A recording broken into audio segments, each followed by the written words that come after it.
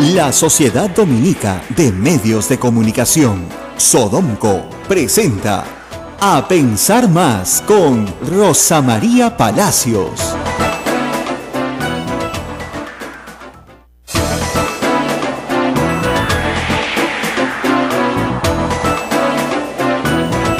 Muy buenos días, amigos oyentes en todo el Perú. Esto es Radio Santa Rosa, transmitiendo desde Lima. ¿Qué sucede? ¿Qué acontece? ¿Qué predicamento tenemos en la recepción de nuestra radio? Ha llegado el ministro de Justicia, va a estar en unos minutos con nosotros, el ministro Aldo Vázquez Ríos, para hacer un balance de su gestión. Ismael, ¿cómo estás? Muy bien, feliz, estamos en una nueva edición de programa. Está seguro, él estaba afuera, estábamos medio preocupados. ¿Qué pasa? Sí. Nunca había tanta gente acá. Sí. Hay alboroto en las... en los estudios. El alboroto en los estudios. No, pero no pasa nada. No. Todos tranquilos mientras llega el ministro de Justicia a contarles, varias cosas. El señor Zavala, presidente del Consejo de Ministros, ¿cómo se dice? Inspectore, todavía no lo han juramentado, pues ha dado una ronda de entrevistas ayer a varios medios y ya comenzaron pues las pullas, ¿no? Pero comenzó a despejar dudas, que es lo importante también, ¿no? Bueno, sí, pero tú sabes que la oposición pues, nunca falta, Sí, ¿no? pues. Víctor Andrés García Belaúnde le ha dicho que no sabe nada de competitividad política porque ha trabajado para un monopolio. Bueno, ya sí, pues ya quisiera Vitocho haber tenido pues la presidencia del grupo Bacus, ¿no? Alguna vez para... ¿Ya has visto cómo lo han despedido en Bacus? ¿Cómo le han agradecido, digamos, la función que ha tenido allí? Ayer, en una reunión que ha tenido con los trabajadores de Bacus. Bueno, es que si tu jefe se va de primer ministro, sí, como que le agradeces, ¿no? Pero de todas maneras, también hay noticias en el mundo de la oposición. Parece ser que los entendidos dicen que Luz Salgado sería la presidenta del Congreso. Ojalá. Yo creo que esto es, como dicen en inglés, wishful thinking, o sea, la idea, el deseo de algo que quieres que pase, pero que probablemente no sea lo que pase. Luz Salgado ha tenido la habilidad de no trompearse con nadie casi, ¿no? O sea, por lo menos cuando me ha buscado bronca, yo no le he dejado bronquearse y ella se ha dado cuenta que mejor no nos bronquemos. Habiendo sido el líder sindical en la agraria, pues ha tenido esa actividad política, ¿no es cierto?, de siempre estar en el lugar correcto, en el momento correcto para poder dar esta digamos, posición un poquito más abierta, ¿no?, que la mayoría de sus colegas parlamentarios públicos. Hay que decirlo porque en la bancada fujimorista actual y en la que viene, yo les comienzo a leer nombres, a ustedes hacemos un concurso y ustedes no tienen la posibilidad de identificar cara, ¿no es cierto?, con nombre. Salimos ahorita a la lluviosa Lima y muchísimas personas de esa bancada simplemente no han abierto la boca en 5 años. Te enteras de su existencia porque algo pasó. Y lo mismo va a pasar con una bancada de 73. Pero digamos, de los rostros visibles, de los rostros mediáticos del fujimorismo, Luz Salgado, que ha estado con nosotros durante su campaña, ha sido uno de los rostros sensatos y una de las pocas, digamos, que se libró de la purga que organizó Keiko Fujimori para desalbertizar el fujimorismo. Parece ser que no le cae mal a Ana Vega, claro, que es la asesora de Keiko Fujimori, que dijo chao Marta Chávez, chao Luisa Cuculiza, ¿no? O sea, con eso y todo. Así que parece ser, parece, porque eso no se sabrá hasta que los 73 congresistas del fujimorismo lo decían, es decir, hasta que Keiko Fujimori lo decida, parece que será la próxima presidenta del Congreso. Hay que añadir paréntesis, yo venía escuchando esto temprano, pues nos están escuchando a esta hora también, es que ha habido un choque muy grande esta mañana en la avenida Argentina, a la altura de la avenida Los Insurgentes, esto es muy cerca de Salud, en el cual 2 camiones con containers, los dos, se han estampado, más o menos uno contra el otro, y al caer los containers, al caer sobre la pista, digamos, sobre la avenida Argentina, bueno, simplemente no hay avenida Argentina, usted imaginará un container de costado, sí, chao avenida Argentina. Entonces se está usando, digamos, la pista que va de Lima, del Callao a Lima, y se está desviando el resto del tráfico por la avenida Colonial. Ahora escuché al director de tránsito hace unos minutos señalar perdón, que también lo iban a hacer a la inversa, o sea, de aquí para aquí y de allá para acá. Bueno, una de las vías que llega hasta esta zona es precisamente la avenida Fawcett. ¿Dónde estás tú? Es prácticamente intransitable a determinadas horas. En estas horas está peor. Yo sé, pero digamos, ¿por dónde has venido tú esta mañana? No, esta mañana por evitamiento. No, eso es en la noche, cuando voy de San Miguel hacia Felizmente. Claro. Pero escucho los comentarios. Yo sé que escuchaba la noticia mientras venía para acá y dije, uy, me quedé sin coconductor. Porque como viene Ismael de Chalaco, viene el Callao, dije, sí. De repente no llega al centro, pero felizmente evitaste la avenida Argentina. Correcto. Bien evitada y logró llegar. Es que hay que estar informado para salir de la calle. Así es. Entonces usted prenda siempre su radio Santa Rosa tempranito, pero no venga por la avenida Argentina, no se le ocurra venir al centro. Y está con nosotros muy temprano y muy puntual el ministro de Justicia, el señor Aldo Vázquez Ríos, que se va a ir ya muy prontito, en poquitos días, 28 de julio, y está aquí para hablar de su sector. Muchas gracias por estar con nosotros, bienvenido, ministro. No, encantado, un privilegio estar con ustedes y además con especial satisfacción porque yo he tenido un programa de radio en esta emisora a mediados de los años 80, de modo que muy contento y además con el gran respeto y afecto que les tengo a ustedes. Eso nos contaron anoche. Nuestro productor general nos dijo, el ministro por si acaso ha sido de la casa. ¿Y de qué se trataba el programa de radio? Bueno, el programa se llamaba Testimonio. Tuvimos como 2 o 3 años al aire y era un programa informativo, pero desde una perspectiva siempre muy sensible a los temas sociales.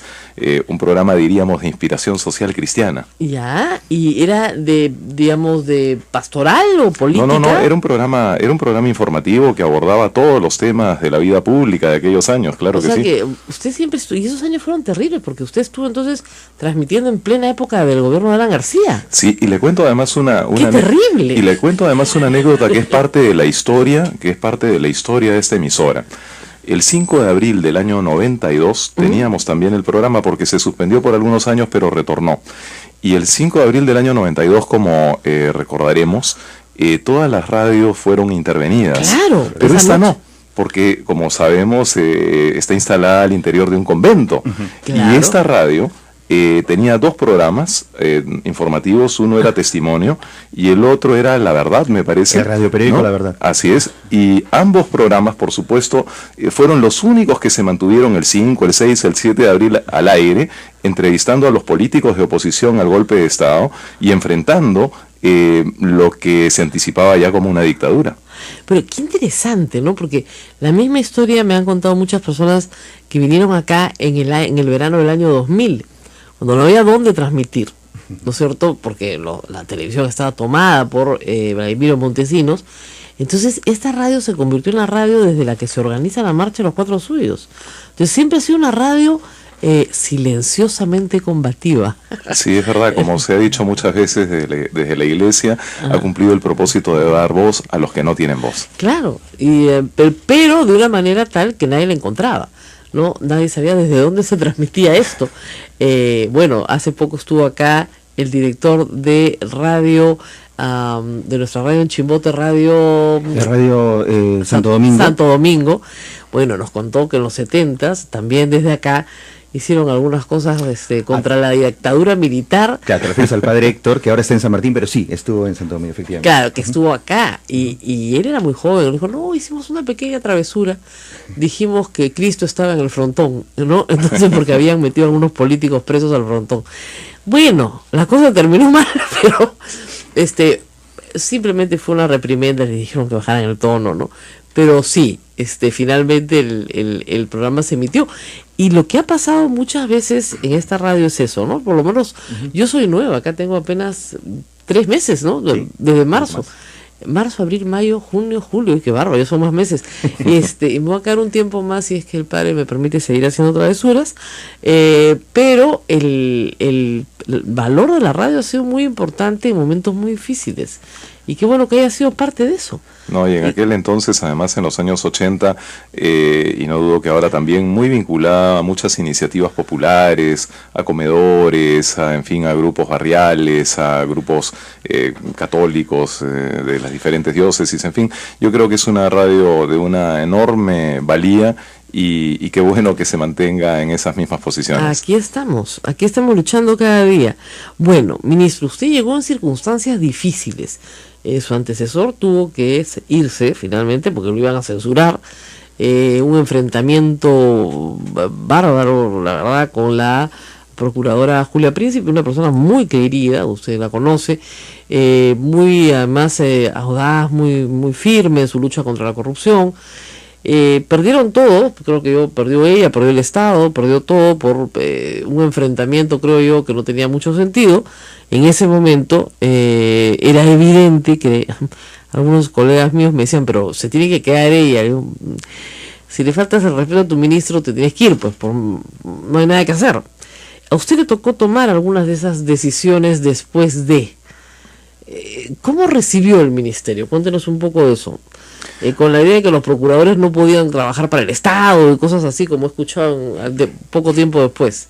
Bueno, le agradezco mucho la pregunta porque creo que es la primera vez que tengo la oportunidad de comentar lo que para mí ha significado la relación con los procuradores que defienden, como sabemos, los intereses del Estado.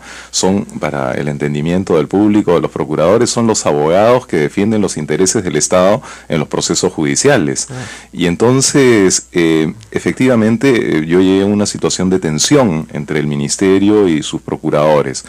Y me precio de que esa situación ha sido revertida, es decir, tenemos una relación muy cordial. Hemos tenido hace 2 o 3 semanas un pleno de procuradores donde han participado la mayor parte de ellos, de tal manera de conciliar puntos de vista respecto de la defensa de los intereses del Estado en los procesos judiciales. Hay alrededor de 500.000 juicios que defienden nuestros procuradores en todos los juzgados del país.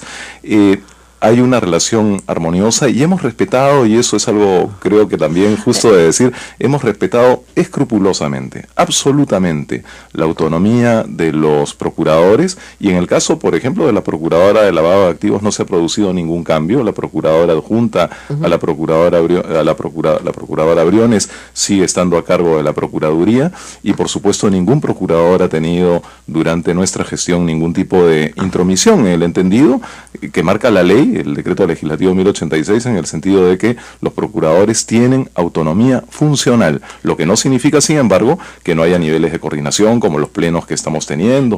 Y además hay que entender, mucha gente cree o no se ha entendido bien, sobre todo después del periodo de persecución contra Vladimiro Montesinos, persecución me refiero judicial, que el Ministerio Público defiende el interés de la sociedad.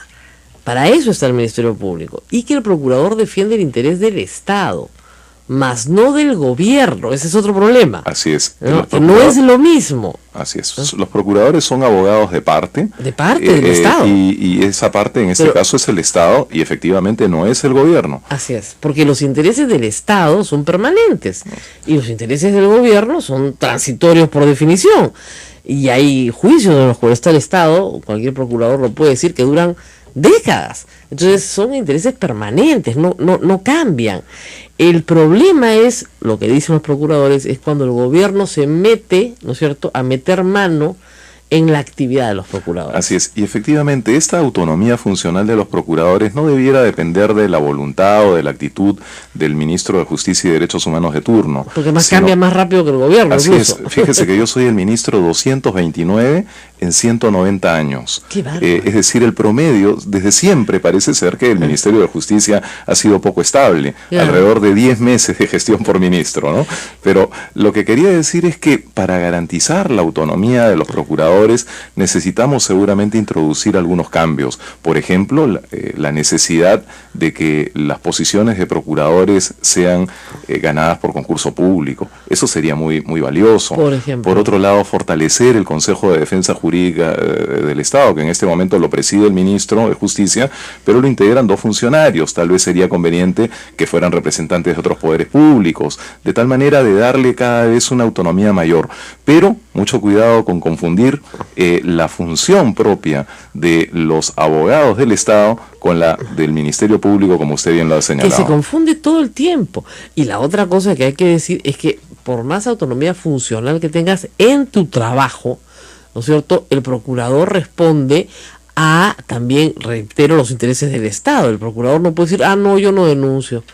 Porque, ahora, alguien tiene que supervisar naturalmente. claro, tiene que denunciar, porque si no denuncia, ¿para qué está? Y alguien tiene que supervisar también su tarea, y para eso está el Consejo de Defensa Jurídica del Estado, para eso existe también un tribunal de sanción al interior del sistema de defensa del Estado.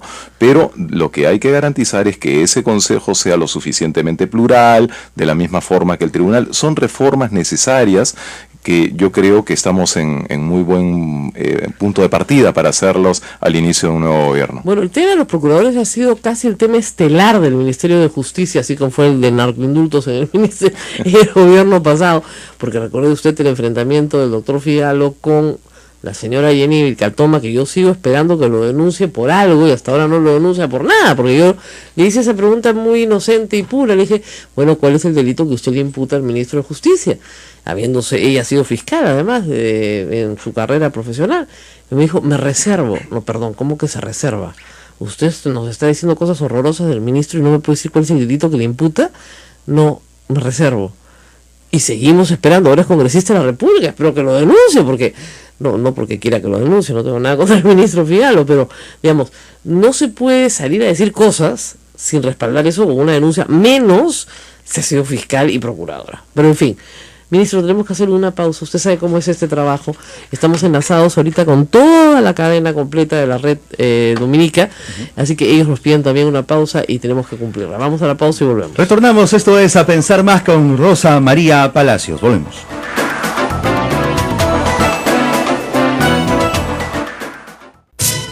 Sodomco, Sociedad Dominica de Medios de Comunicación.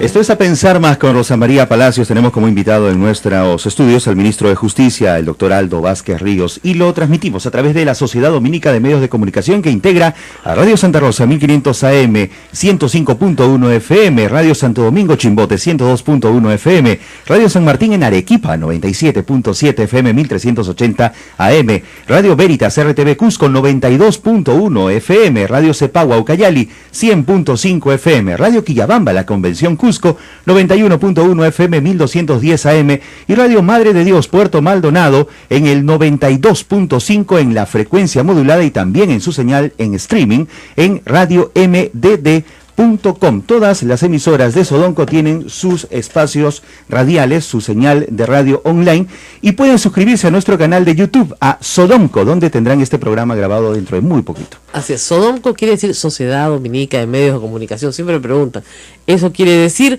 y usted los puede escuchar por acá, y como hemos recomendado ayer, se baja el app en el celular y ya está. A donde vaya nos lleva. Con poquitos datos. Poquitos, casi nada de datos, sí. Casi nada de datos. Así que nos puede seguir a donde quiera que vaya. Porque muchas personas dicen, no, yo no escucho AM. Bueno, ahora sí vas a poder escuchar. Todas vas a poder escuchar. Bueno, muy bien, seguimos con el ministro de Justicia. Y habíamos empezado por el tema de los procuradores, tal vez el tema que más tiempo ha consumido a sus antecesores, porque había la percepción de que el gobierno no quería iniciar acciones sobre determinados temas. Martín Belaúnde Ocio, por ejemplo, que dicho sea de paso, está en una clínica hace meses, ha quejado de un mal gravísimo aparentemente, pero y eso es repentino, pero sigue ahí. Bueno, eso no es culpa del procurador, es culpa de el Ministerio Público, supongo, que no tiene la prontitud para reclamar de que al señor se le haga un chequeo médico más o menos rutinario para saber cuándo puede volver a la cárcel. ¿No le parece raro que Martín Belaúnde siga en un establecimiento en Miraflores? Rarísimo, ¿no? Sí. En lo que a nosotros respecta, estoy pidiendo constantemente informes sobre la situación del estado de salud del interno Belaúnde Ocio, y he oficiado también al ministro del Interior para que se tomen todas las garantías del caso, de tal manera de que no haya riesgo alguno de que pueda él salir del lugar en donde está, ¿no? Claro. Y es una calle bastante transitada, la avenida 28 de julio, no vaya a ser que... Hay una camioneta de la policía, dicho sea de paso, pero ahora ha salido hoy en el periódico que ahora sí tiene las pruebas contundentes para canjear su libertad a cambio de que le den una colaboración eficaz. ¿Sabe algo de eso? No más de lo que dicen los medios de comunicación, pero en todo caso es el Ministerio Público el que tendrá que resolver en relación a la calidad de la información que pueda tener. sí, que con esta información creo que se tumba el gobierno, pero ya el gobierno se acabó, así que no pues. creo que logre tumbar mucho, pero en fin. Además, esa misma amenaza, diríamos, sí se ha planteado desde hace mucho tiempo, ¿no? Tiene un año más o menos la amenaza, ya se tumban el gobierno, y ahí sí, no, tiene documentos que se tumban el gobierno, y dice, pero ¿a qué hora lo van a tumbar? Todos estamos esperando que se lo tumbe. Bueno, ahora, no se tumbó el gobierno termina. Hay otros temas complicados con procuradores, como la procuradora del Ministerio de Defensa, que le pidió al ministro denunciar a periodistas, y que también está entredicho la necesidad de denunciar. Ya está hecho, no hay nada que hacer. Ya denunciaron, no se puede ir para atrás, no se pueden retirar denuncias. Pero, ¿debió haberse denunciado? Bueno, como usted comprende, el ministro de Justicia y Derechos Humanos no debería pronunciarse sobre procesos singulares, ¿no? Yo lo que puedo decir de un modo general es que, por supuesto, soy solidario con el ministro de Defensa en el sentido de que creo que está siendo objeto de un linchamiento mediático que me parece un tanto desproporcionado, pero un tanto desproporcionado por las razones siguientes. En primer lugar, nosotros demandamos siempre que los procuradores actúen con autonomía, y efectivamente la denuncia es una denuncia formulada por la Procuraduría del Ministerio de Defensa. Es verdad que el ministro ha respaldado esa denuncia, autorizado, pero la actuación fundamental es la de la procuradora que formula la denuncia. Y lo que debería ventilarse en todo caso son los argumentos jurídicos de esta denuncia. Pero por otra parte también hay que tener muy claro que la procuradora no define absolutamente nada, ni el ministro de Defensa tampoco, sino que es el Ministerio Público el que pudo haber en su momento, en cuanto recibió la denuncia, pudo haberla archivado en el acto. De plano, claro. Así es, y no lo hizo, ¿no? Entiendo que está conduciendo el fiscal todos los procedimientos propios de la investigación preliminar, y determinará el fiscal si es que los elementos que encuentre dan lugar a profundizar en las investigaciones o no. Vivimos en un Estado de Derecho, y en el marco de un Estado de Derecho, cada uno de los funcionarios que participan del sistema de administración de justicia asumen sus responsabilidades. Claro, ministro, pero eso lo entiende usted y yo, que hemos estudiado Derecho, pero la gran mayoría de la gente, y yo me doy cuenta de eso constantemente, entre ellos mis colegas periodistas, excepto Ismael Soto, que ha sido ya educado por mí, no entienden nada de derecho. Entonces, usted habrá leído la cantidad de editoriales pidiéndole al Estado que retire la denuncia, claro, lo cual es un disparate jurídico. Claro, eso cabe pues en el ámbito civil, pero no en el ámbito penal. Claro, ¿no? En el ámbito penal, pero ha sido, el titular del editorial del Comercio, de la República, de colegas que conozco, amigos, que retire la denuncia. ¿Y eso cómo se hace? Nunca he visto. Ahora, ciertamente se trata de una materia controvertida, claro, de un tema discutible, que tiene un conjunto de aristas sobre las cuales no me toca a mí pronunciarme, sino le toca ahora al Ministerio Público. Ojalá que lo archive, ciertamente, eso estamos todos de acuerdo. Y por cierto, que claro, un análisis de situaciones semejantes a la luz de la doctrina y de la jurisprudencia internacional nos lleva frecuentemente a la conclusión que la tendencia universal es efectivamente al predominio de las libertades de información y de expresión sobre sus límites frecuentes, que son la intimidad, el honor, el secreto de Estado. De modo que... Pero tenemos límites, ¿no? Mucha gente me dice, ¿ustedes creen que no tienen límites? Por supuesto que tenemos límites, claro que tenemos límites. Y todos estamos obligados a respetar el ordenamiento legal, y en eso no hay excepciones. Así es. Y, la tesis del Ministerio de Defensa es que se ha puesto en peligro la vida de sus colaboradores. La tesis del programa de televisión es que tales colaboradores no existen. Y lo que está verificando el Ministerio Público es la existencia o no de los colaboradores, que hasta el momento entendemos hay algunos que sí existen. Entonces, no sé cómo se va a resolver eso, la verdad. Espero que para bien de las periodistas se resuelva de la mejor manera y se archive, pero si los colaboradores fantasmas sí existen, entonces sí ha habido un riesgo. ¿Usted qué piensa de eso? Bueno, a partir de los trascendidos, porque tampoco no tengo acceso a esa información ni al expediente, efectivamente parecería que se ha puesto en riesgo la estrategia de captación de informantes. Está claro pues que en el BRAEM esos informantes no pueden pues dar cuenta públicamente de que tienen la condición de tales. No, ni hablar, lo matan. evidentemente. Bueno, vamos a dejar a los procuradores tranquilos y vamos a los otros temas que tiene que ver el Ministerio de Justicia, que son muchísimos. Uno de ellos, que es pesado, ¿no es cierto?, es el que tiene que ver con derechos humanos. Correcto. Ya, no me cambien de radio, por favor. Dicen que cada vez que alguien dice derechos humanos, la gente cambia de radio, ¿no? Pero es Ministro de Justicia y Derechos Humanos. Y son derechos que nos atañen absolutamente a todos los oyentes. Sí, había gente que llamaba antes a otra radio en la que trabajaba y decía, porque usted defiende los derechos humanos. Ah, bueno, si usted quiere renunciar a los suyos, vaya usted y renuncie, no sé dónde se hace ese trámite. Yo no voy a renunciar a los míos. Yo quiero libertad de expresión, libertad de reunión, libertad de tránsito. No sé si usted no querrá eso. No, esos no son derechos humanos. Ah, caramba, no son derechos humanos. Mira tú, que todos los días se aprende algo.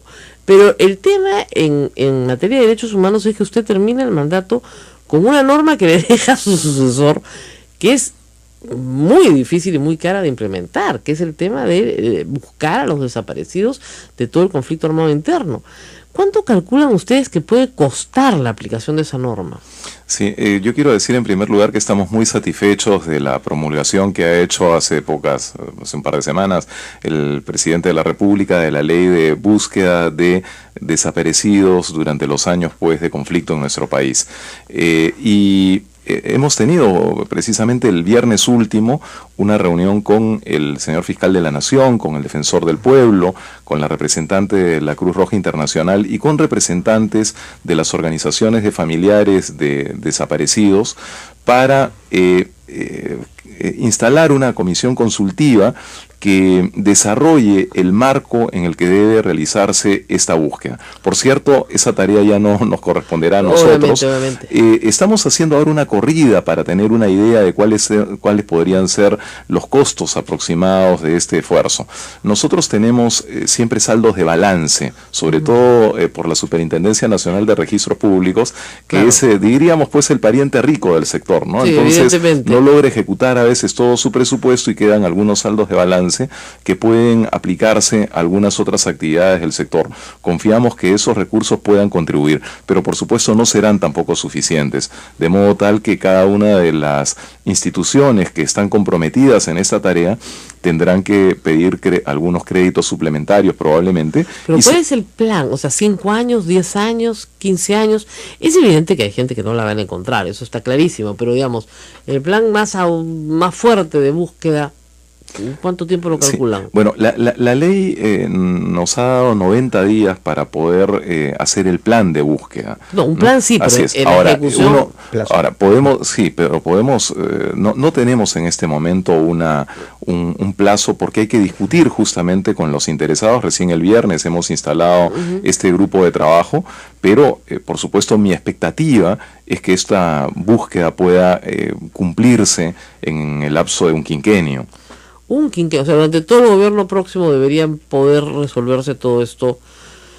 Es una tarea muy ardua, ¿no? Sí, son 15.000 personas. Se estima que son alrededor de 15.000 personas desaparecidas, no hay tampoco datos precisos. Fíjense ustedes que en más de 2 décadas apenas se han hallado entre 1.000 y 1.500. Claro, pero no es restos, porque no se sepa dónde están. Todo el mundo sabe dónde están. Los sitios de entierro determinados ya por la Comisión de la Verdad son más de 4.000. Es decir, sí, los sitios de entierro están. El problema es exhumar con un fiscal. Ese es el problema más grande. No hay fiscales suficientes.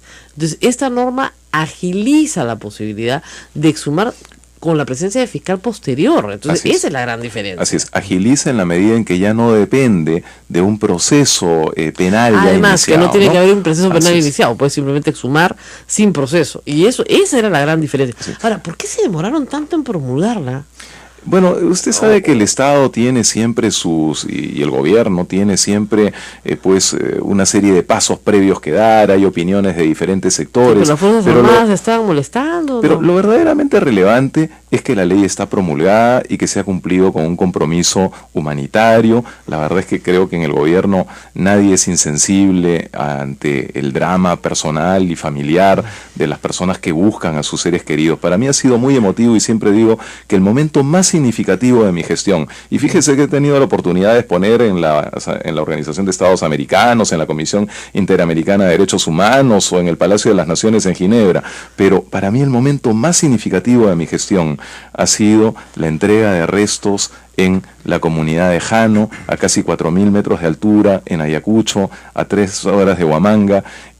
Verdaderamente emotivo encontrarse con familias que han esperado tanto tiempo para encontrar a sus seres queridos. Se cierra un círculo, se cierra de pronto, no del todo una herida, pero por lo menos se va cicatrizando eso en la moral de mucha gente y de un pueblo en general, ¿no? Así es, un paso fundamental además para la propia reconciliación entre los peruanos. Nos vamos a la pausa. Bueno, vamos a una pausa y regresamos, no se muevan.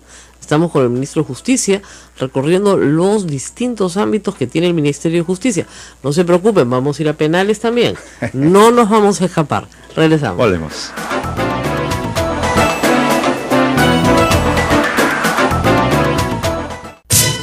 Sodomco, Sociedad Dominica de Medios de Comunicación.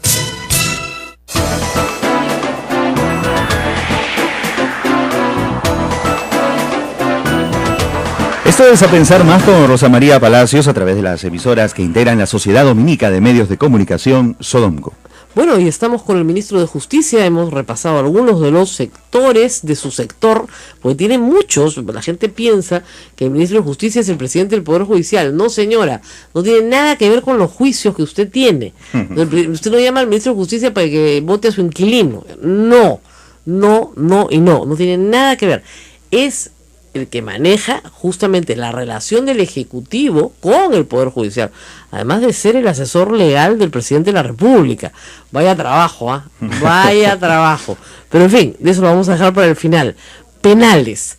La situación en penales no mejora porque el crecimiento de la población penitenciaria más bien crece a toda velocidad debido a un fenómeno que creo que es importante, ustedes lo han analizado, que es el del populismo penal. La gente desesperada por razones de inseguridad dicen más penas, más penas, más penas. Entonces ahora, por faltarle el respeto a un policía, que está muy mal, ¿no es cierto? Hay una señora que le han dado una condena en flagrancia en 24 horas de 8 años, ¿no? Y por matar, ¿no es cierto?, un homicidio culposo, te pueden dar 4 suspendidas. Nadie entiende nada, ¿no? La proporcionalidad, la forma en la que se han establecido las leyes en el Perú que van respondiendo a, ¿no es cierto?, a exabruptos populares, nos ha conducido a este caos, ¿no? Pero que al final repercute sobre la propia sociedad, porque eso incrementa la percepción de que la justicia está al revés y que las cosas no están funcionando bien, ¿no? Y por otro lado, que las cárceles están que revientan de gente, la gente no lo entiende. Entonces me dicen, no, más gente en las cárceles. ¿A dónde? Si ya no hay a dónde meter más. Sí, las cárceles viven una situación de emergencia humanitaria. Esa es la pura verdad. Bueno. En el 2011 habían 50.000 presos en las cárceles del Perú. Hoy ya hay más de 79.000 presos. Es decir, en menos de 5 años la población penal se ha incrementado en casi un 60%. Claro. Eso es absolutamente insostenible. Ahora, es verdad que el señor Alan García desarrolló un método, ¿no?, que era bien interesante, ¿no? Usted agarraba del universo total de condenados, ¿no?, y le conmutaba la pena al 30%. Listo, plan de estuburización de la cárcel. No, ¿verdad? Porque eso fue lo que hizo. De los 15.000 condenados que existían en el momento en el proceso, digamos, de indultar y de conmutar, él le cambia la pena a 15.000, de 15.000 a 5.000 personas. Sí. Ahora, nosotros... Ustedes no han aplicado ese método. No, de ninguna manera. Lo que estamos haciendo, creo, es un esfuerzo mucho más serio y un esfuerzo, además, que no es solamente del gobierno, sino que yo diría que es de Estado. Me explico. A ver, nosotros hemos aprobado en el Consejo Nacional de Política Criminal, que preside el ministro de Justicia, pero que integra el presidente de la Corte Suprema, el fiscal de la Nación, el defensor del pueblo, representante del alcalde de Lima, representantes de la academia, etcétera. Entonces, ¿qué cosa se ha decidido en este Consejo Nacional de Política Criminal? Se ha aprobado una política nacional penitenciaria que a su vez ha sido aprobada también ya por Consejo de Ministros la semana pasada y que presumo en los próximos días debe publicarse. Ahora, ¿por qué una política nacional penitenciaria cuando ya está por terminar el gobierno? Primero porque no es un tema de gobierno, sino que es un tema de Estado. Y así fuera de gobierno, el gobierno tiene que gobernar hasta el último día. Claro. ¿Cómo enfrentar el tema penitenciario? Es que hay que enfrentarlo desde varias aristas. Ya el problema nos ha desbordado como sector justicia. No podemos manejarlo únicamente como sector justicia. Hay que determinar en primer lugar las responsabilidades de el Ministerio Público y del Poder Judicial también, que son quienes determinan quiénes ingresan a la cárcel y por cuánto tiempo. Que además ahí tenemos un problema gravísimo, de repente el ministro lo sabe mejor que yo, pues me lo han explicado tantas veces.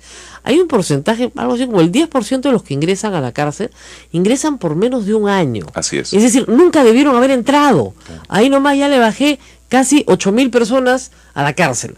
Nunca debieron haber entrado. Eso es increíble. Entonces, si tú vas a entrar por menos de un año a purgar condena, es que nunca debiste haber entrado. Así es. Esta política nacional penitenciaria, uno de sus ejes tiene que ver precisamente con la determinación de quienes ingresan a los penales. De tal manera que no vayan pues personas que objetivamente no deberían estar en la cárcel. Por otro lado, también hay que revisar el tema de los beneficios penitenciarios, de modo tal que no hayan personas que ya no representan ningún riesgo para la sociedad, sea por su edad avanzada, por problemas de salud, en fin, y que sin embargo tienen que cumplir hasta el último día en el penal. Bueno, que tenemos ahí otro problema. Acuérdese usted que este Congreso, también por populismo penal, eliminó todos los beneficios penitenciarios para una gama importante de delitos, con lo cual cualquier día tienen un motín. ¿Por qué? Porque la paz social que logras en una cárcel, la logras en la medida en que hay un incentivo. Si me porto bien, por supuesto, por lo menos, bueno, me gano mi salida un poquito antes.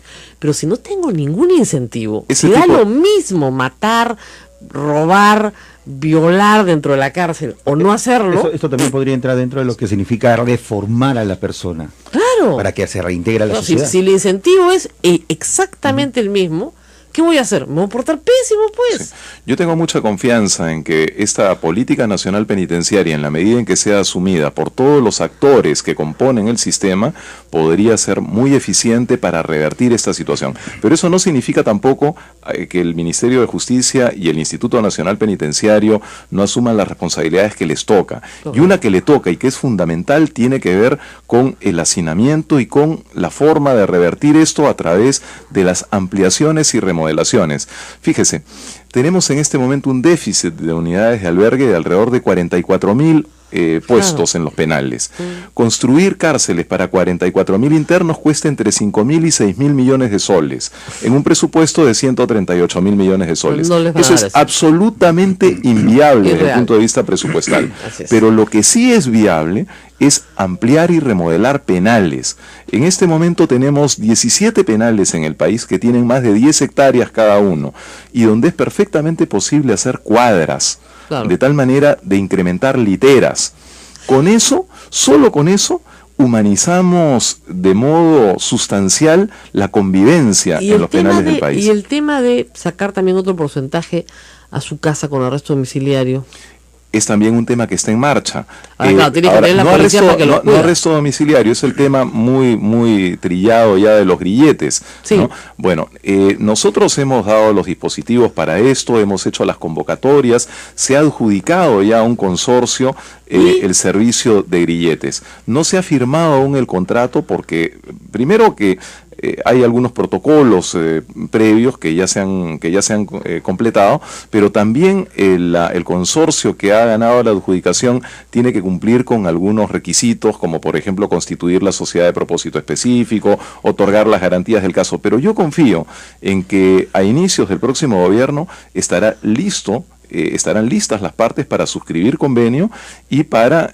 poder implementar este servicio de grilletes que permitiría que aquellos condenados apenas menores a 8 años puedan tener vigilancia electrónica y no tengan que permanecer en las cárceles. Podría estar en su casa, por ejemplo, pero mantenga su familia, en el radio que señale el juez, ¿no? De tal manera que en cuanto si sale de ese radio que precisa el juez, entonces tiene que volver a la cárcel. No lo hará sin duda porque estará mucho mejor en su casa que en la cárcel. Claro, eso en cuanto a procesados. En cuanto a condenados, en el Perú no tenemos una norma que establezca arresto domiciliario para condenados. Y esa era la otra gran discusión. Claro, todos decían que se iba a aplicar para Alberto Fujimori. Pero finalmente tiene que discutirse también, porque de nuevo, además del indulto y la conmutación que pueden no aplicar, es posible que algunas personas sí puedan terminar de cumplir su condena sin ser indultados en su casa, porque están muy viejos. O sea, no hay necesidad de indultarlos, sino simplemente vaya usted a su casa y muérase ahí, nada más. Sí. Yo creo que... Y para eso no hay norma. No, pero justamente en estas semanas y a raíz del tema Fujimori se ha planteado esa posibilidad. Yo creo, por supuesto, que el Congreso debe discutir una norma que no tenga nombre propio, porque no se trata aquí de facilitar, no se trata de facilitar la situación de uno u otro interno, sino ver el conjunto de la población penal. Porque también es cierto que los mayores de 80 años para el Estado internos son mucho más caros. Porque requieren mucho más atención médica. Entonces, si tú quieres bajar el costo del presupuesto penitenciario, es mucho mejor mandar a los mayores de 80 años a sus casas. Sí. Pero lamentablemente algunos no tienen casas donde ir. Pero en fin, a ver, un sistema en el cual se les pueda dar algún tipo de atención distinta de la cárcel. Así es. Ahora, eso en cuanto a cárceles, pero lamentablemente la cárcel es, y en eso lo conversábamos antes de la pausa, uno de los elementos centrales de la inseguridad en el Perú. O sea, en la cárcel se organiza el crimen. Sí. En la cárcel se planifica el delito. Desde la cárcel se planifican delitos mayores como la extorsión. Y las cárceles están a cargo del Ministerio de Justicia. ¿Cómo hacer para que esta mesa de cuatro patas que siempre está, ¿no?, desbalanceada, claro, se arme? El Poder Judicial es un poder autónomo, pero ustedes manejan las cárceles. El Ministerio Público es un organismo constitucionalmente autónomo, pero es el que manda, es el que acusa. El INPE es un organismo público descentralizado de ustedes, pero si ustedes no están encima del INPE y el INPE no está, es un desastre todo. Para no hablar del tema de corrupción, por cierto, ¿no?, que campea en todo el sistema. Sí. En todo el sistema. ¿Me pides una pausa? Correcto, nos vamos a la pausa, Rosa María. Le dejamos pendiente la pregunta. Si me salvó la campana. Sí, ¿cómo hacer para articular algo que no tiene ninguna articulación? Y que, digamos, a mí hace muchos años, ¿te acuerdas de este famoso policía Bratton que trajo el señor Andrade? Sí. Me dijo, el problema de su sistema, me dijo, es que no es un sistema. Ustedes no tienen ningún sistema. Eso no es un sistema. Miren qué duro, ¿eh? Regresamos. Volvemos.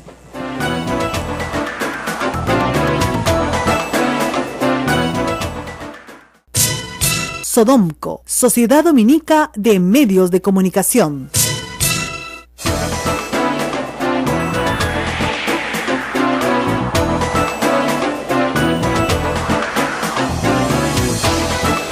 Esto es A Pensar Más, amigos, aquí con Rosa María Palacios en las emisoras de la Sociedad Dominica de Medios de Comunicación. Continuamos. Bueno, justo estábamos en la pausa y le puse al ministro un ejemplo de lo que ha significado la falta de articulación. En un momento no se sabía cuántos asesinatos habían al año en el Perú. O sea, sí se sabía, pero la policía tenía un número y el Ministerio Público tenía otro.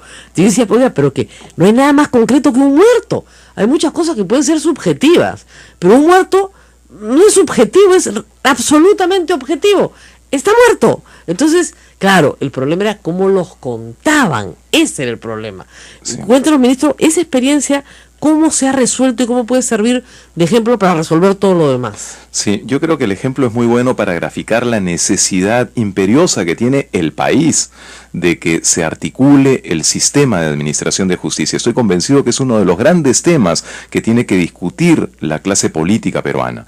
A ver, el tema de los homicidios es muy ejemplificador, porque ¿qué cosa es lo que ocurría? Que la policía decía que habían, no sé, 5 o 6 muertos por cada 100.000 habitantes, por poner unas cifras, y el Ministerio Público decían que habían 14 o 15. Es decir, no había acuerdo, pero no porque ninguna de las dos instituciones estuviera haciendo mal su trabajo, sino porque no estaban usando los mismos indicadores, las mismas variables, ¿no? Entonces, hoy día existe desde hace un par de años el Comité Estadístico Interinstitucional de la Criminalidad. Y hoy día sabemos con certeza, según los datos que se presentaron el año pasado, que hay 6.7 homicidios por cada 100.000 habitantes en el Perú, y según me ha dicho el jefe del INEI, hay una tendencia creciente. Probablemente los datos que se presenten ahora van a estar sobre 7. Igual no deja de ser alarmante, ¿eh? Claro. Si bien el crecimiento es leve, sin embargo es sostenido. Sí, ahora, pero eso es respecto al resto de Latinoamérica. No, estamos de los más bajos.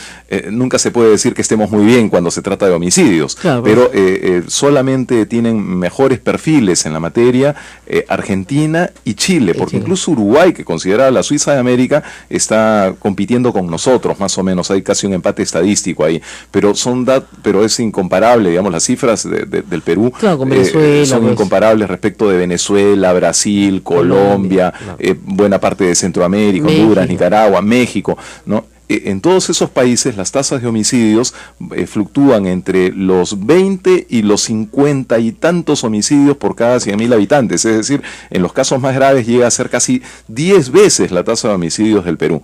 Estados Unidos, para compararnos ahora con un país desarrollado, tiene 4 homicidios por cada 100.000 habitantes, mientras el Perú se acerca a 7. Pero claro, Europa tiene alrededor de uno, ¿no? De un homicidio por cada 100.000 habitantes. Es muy raro el homicidio, ¿no? claro. Ahora, pero el ejemplo es muy útil para graficar la necesidad que tenemos en el país de que las instituciones puedan dialogar. Claro. Y las instituciones que componen el sistema de administración de justicia deben dialogar porque este es un sistema muy complejo. Participa el Poder Judicial, el Ministerio Público, el Ministerio de Justicia a través de las Procuradurías y a través de la propia Defensa Pública que defiende a las personas que no tienen recursos económicos. Es lo que ustedes conocen, señores, como la defensa de oficio. Los antiguos defensores de oficios. Participa el Instituto Nacional Penitenciario, participa el Tribunal Constitucional, participa el Consejo Nacional de la Magistratura, la Academia de la Magistratura. Es decir, es una y sobre todo ese concierto de entidades, la Corte Interamericana. Así es, ¿no? Entonces, necesitamos que estas instituciones puedan concertar políticas públicas en la materia. Claro. Y esto no es un tema menor. El costo que tiene la corrupción, por ejemplo, para el Perú se estima en dos puntos del PBI, del Producto Bruto Interno. ¿No?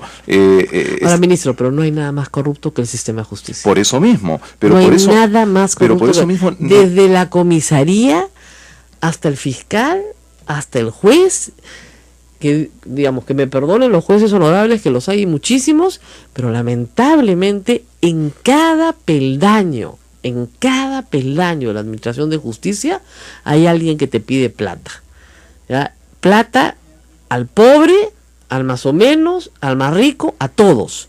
Plata que es además impagable para muchísimas personas. Y mucha gente cree que está en la cárcel porque no tiene plata. No que esté en la cárcel porque lo han condenado con justicia, ¿no es cierto?, a sufrir una pena. Sino, ¿usted qué hace aquí?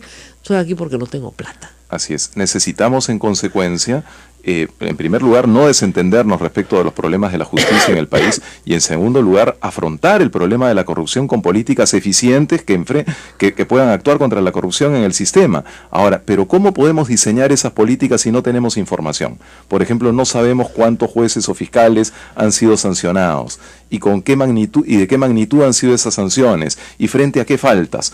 Yo, sin embargo, doy una buena noticia. El próximo 18 de este mes vamos a inaugurar lo que es el germen de la interoperabilidad en materia de data en nuestro país. Es decir, se van a articular el Consejo Nacional de la Magistratura, la Academia de la Magistratura y el Ministerio de Justicia. Por primera vez en la historia del Perú vamos a compartir una fuente común, una fuente de información común, a la que esperamos se vayan sumando luego los demás componentes del sistema de administración de justicia. ¿Y ahí porque qué va a haber? data, ¿Qué se encuentra? por ejemplo, lo primero que vamos a encontrar son las calificaciones de los jueces, ¿no? Cuántos tienen maestrías, cuántos han cumplido los cursos propios de la Academia de la Magistratura, cuántos han tenido sanciones por sanciones por su comportamiento. Cuando usted se va a operar, el colegio médico le recomienda, ¿no es cierto?, ir a su página web para verificar si su médico es médico o no. Igual, de repente usted cae en un juzgado y dice, bueno, voy a ver quién me juzga, ¿no? Y de repente ves que el que te juzga tiene 25 sanciones en la OCMA, ¿no? Por cutrero, no sé si por cutrero o no, porque de repente ya lo votaron, pero por, no sé, pues retardo en la administración de justicia. Y tú dices, uy, Diosito, de aquí no salgo nunca. Sí. Ahora, hay un término que se usa mucho ahora en el ámbito jurisdiccional y es el de la interoperabilidad. Yo creo que ahí tenemos un gran desafío y es una concreción muy evidente de lo que puede ser la articulación del sistema. Es decir, en una plataforma virtual deberíamos tener toda la data disponible, de tal manera que se pueda, que sobre la base del conocimiento de esa información podamos generar masa crítica para poder discutir de un modo informado y luego diseñar políticas públicas en materia de justicia. Es decir, yo sé que la gente está harta que le hablen de teorías, de enfoques, de políticas, pero lo que ocurre es que... Doctor, si es que ya sabemos la problemática, eso decía Raúl Barbosa. Deme la solucionática, por favor. Así es, pero si no conocemos la problemática es imposible afrontar el desafío de la solucionática. Sí, en estadística es imposible. Y digamos, en eso ustedes se parecían mucho al Ministerio del Interior, porque la estadística es muy pobre, como usted me decía hace un momento, no sabemos ni siquiera cuántos juicios tiene el Estado. Hay una cosa el Estado sí, bueno, 500.000 juicios, pero no sabemos cuántos procesos judiciales están en giro en este momento en el Poder Judicial. Se estima que entre 3 millones y 3 millones y medio. Perdóneme, no se sabe cuántos bienes tiene el Estado. O sea, los bienes del Estado, que deberían estar inscritos a nombre del Estado, no están inscritos a nombre del Estado. Y eso no es un problema solamente del Ministerio de Justicia, que podría dar unos lineamientos, ¿no? El Ministerio de Educación, por ejemplo. Claro. Cada vez que se construye una urbanización hay que hacer la separación de lotes para el Ministerio de Educación, inscribirlos y sobre esa se construye el colegio. Bueno, se construye el colegio y después veremos. Entonces me encontraba el ministro Saavedra, que tenía un equipo de abogados tratando de regularizar algo así como, no sé, 5.000 o 15.000, no recuerdo ya el orden de magnitud, propiedades que no estaban inscritas a nombre del Estado. O sea, el propio Estado no tenía inscritas sus propiedades a su nombre. Entonces se las roba cualquiera, ¿no? Se roban el colegio, pero otras cosas, le ponen ruedas y se lo llevan. Entonces, aún así, ¿no es cierto? Claro, aún hoy, como usted dice, todo computarizado, registros públicos funcionando. Claro, pero bien, si hay no tan bien como la RENIEC, pero bien. Pero si hay corrupción, ese germen no va a prosperar. Y ese es el tema. Sí. Sí. Ahora, pero enfrentar la corrupción también supone acciones específicas, ¿no? Entonces, pero para eso tenemos que saber quiénes son los corruptos. Para eso necesitamos también acceso a la información. Pero esa información podría ser bloqueada también, precisamente por acciones de la corrupción. Claro. Bueno, pero de lo que se trata justamente es de transparentar toda la información que en este momento no se conoce, ¿no? No sé, yo antes de asumir el ministerio dirigía en la universidad donde trabajo, en la Universidad Antonio Ruiz de Montoya, dirigía un observatorio de la justicia. Y teníamos enormes dificultades para poder acceder a data tan elemental como saber cuántos expedientes ingresan al Poder Judicial cada año y cuántos salen cada año. Imposible. Ahora, no por mala voluntad de los funcionarios, sino porque es un sistema que hay que transformar. Miren, sin habernoslo propuesto probablemente, sin embargo, hemos repasado los grandes desafíos que tiene el sector justicia en los próximos años.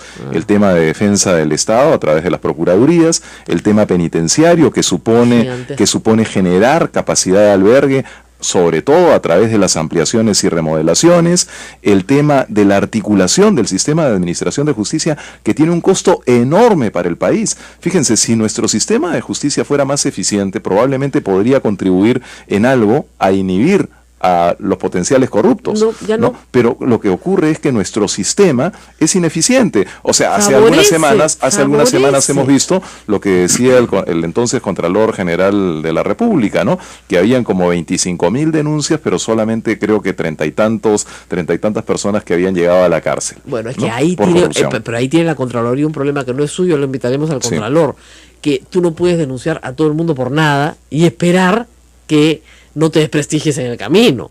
O sea, la Contraloría denuncia por cuestiones meramente administrativas lo que no es penal, sino meramente administrativo. Entonces, claro, nadie llega a la cárcel porque es meramente administrativo y muere en el camino. Pero en el camino, el funcionario público, o sea, a mí, y usted es un valiente, pero digamos, a mí no me invitan al Estado pues ni muerta, porque yo corro por mi vida, porque ahí terminas presa de todas maneras. No sé cómo no terminan presos todos los funcionarios públicos honrados. No, y además hay pues lastimosamente, y es un tema que sufre mucho la familia y sufre uno personalmente, ¿no? Y es esta creencia pues de que todos los funcionarios son corruptos, ¿no? Todos y eso por supuesto es absolutamente injusto. Ahora, en la Contraloría lo creen, ¿eh?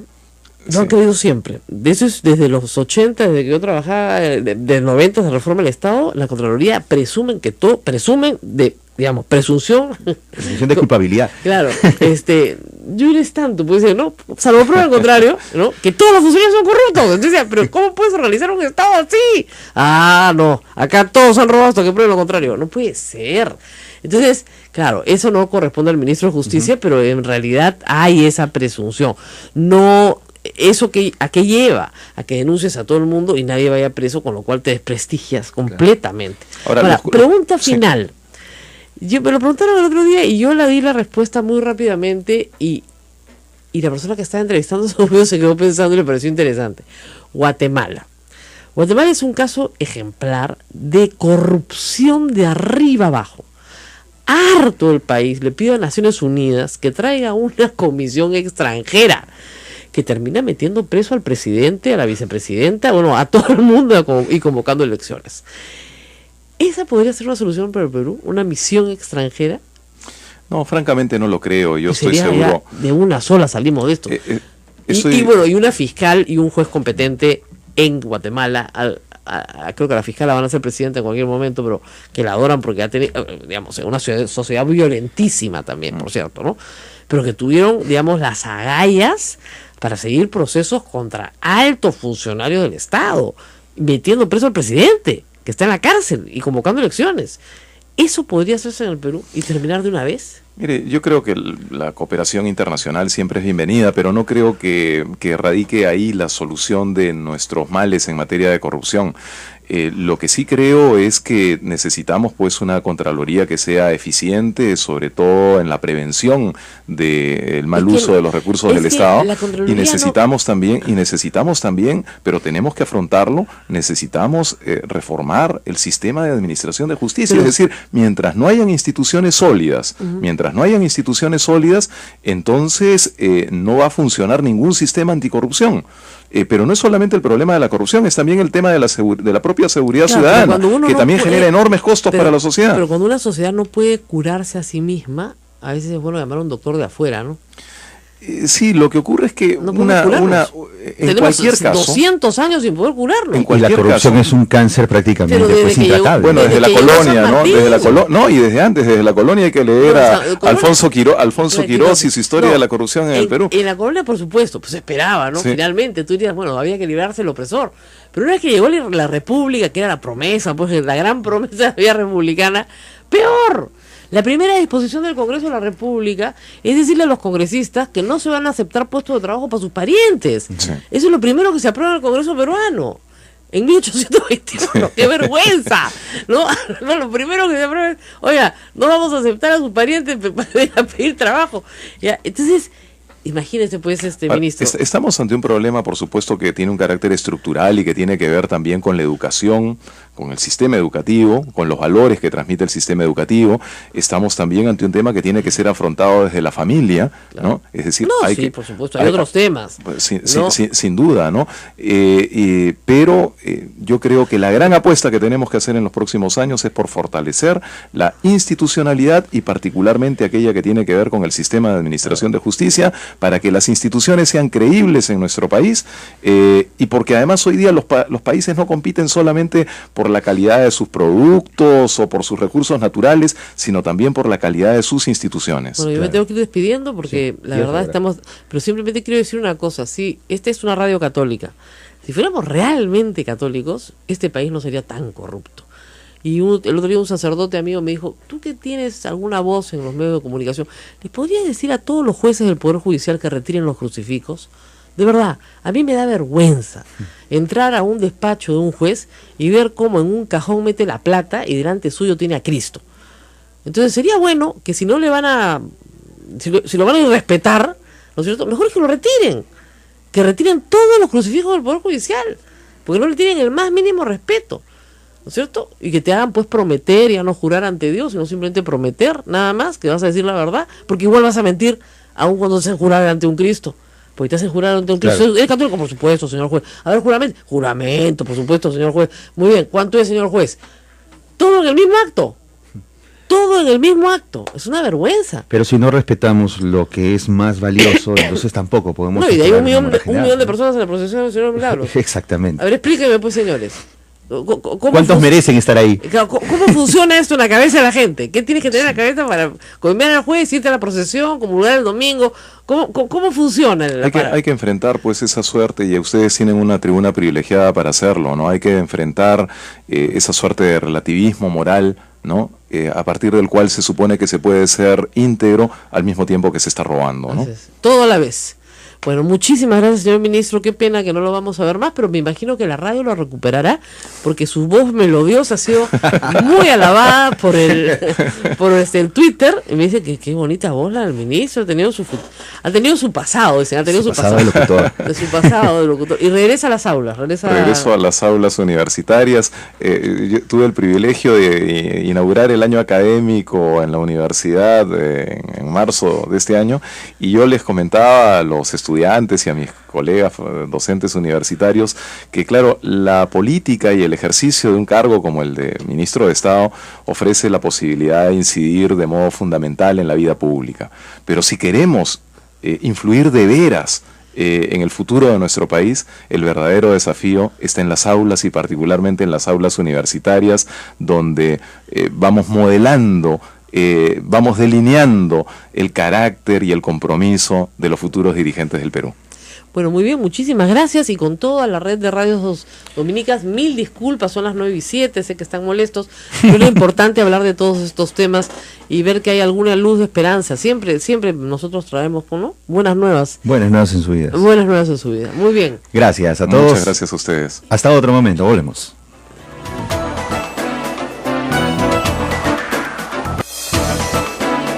Hasta aquí, A Pensar Más con Rosa María Palacios. Este programa fue producido por la Sociedad Dominica de Medios de Comunicación, Sodomco.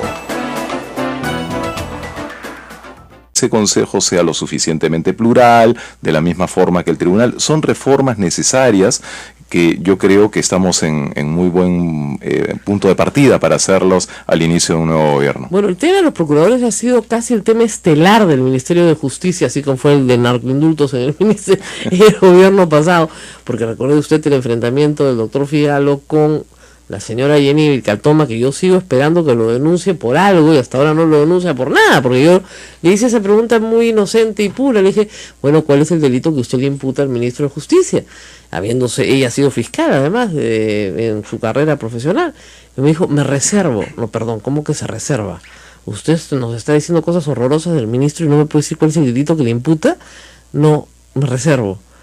Y seguimos esperando. Ahora es congresista de la República, espero que lo denuncie, porque no porque quiera que lo denuncie, no tengo nada contra el ministro Figalo, pero digamos, no se puede salir a decir cosas sin respaldar eso con una denuncia, menos si ha sido fiscal y procuradora. Pero en fin, ministro, tenemos que hacer una pausa. Usted sabe cómo es este trabajo.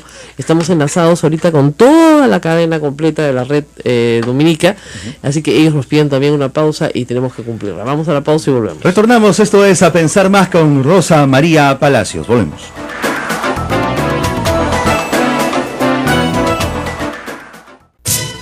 Sodomco, Sociedad Dominica de Medios de Comunicación.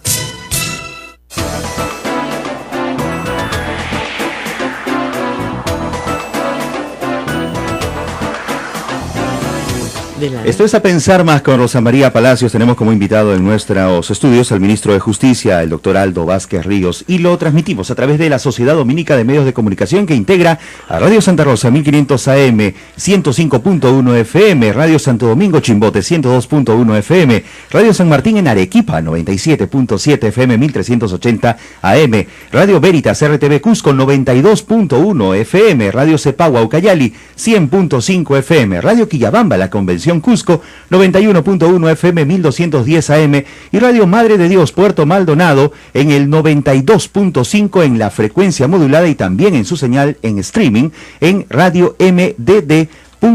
Todas las emisoras de Sodomco tienen sus espacios radiales, su señal de radio online, y pueden suscribirse a nuestro canal de YouTube, a Sodomco, donde tendrán este programa grabado dentro de muy poquito. Así es, Sodomco quiere decir Sociedad Dominica de Medios de Comunicación. Siempre me preguntan, eso quiere decir, y usted los puede escuchar por acá, y como hemos recomendado ayer, se baja el app en el celular y ya está. A donde vaya nos lleva. Con poquitos datos. Poquitos, casi nada de datos, sí. Casi nada de datos. Así que nos puede seguir a donde quiera que vaya. Porque muchas personas dicen, no, yo no escucho AM. Bueno, ahora sí vas a poder escuchar. Todas vas a poder escuchar. Bueno, muy bien, seguimos con el ministro de Justicia y habíamos empezado por el tema de los procuradores, tal vez el tema que más tiempo ha consumido a sus antecesores, porque había la percepción de que el gobierno no quería iniciar acciones sobre determinados temas. Martín Belaúnde Ocio, por ejemplo, que dicho sea de paso, está en una clínica hace meses, quejado de un mal gravísimo aparentemente, pero y eso es repentino, pero sigue ahí. Bueno, eso no es culpa del procurador, es culpa de el Ministerio Público, supongo, que no tiene la prontitud para reclamar de que al señor se le haga un chequeo médico más o menos rutinario para saber cuándo puede volver a la cárcel. ¿No le parece raro que Martín Belaunde siga en un establecimiento en Miraflores? Rarísimo, ¿no? Sí.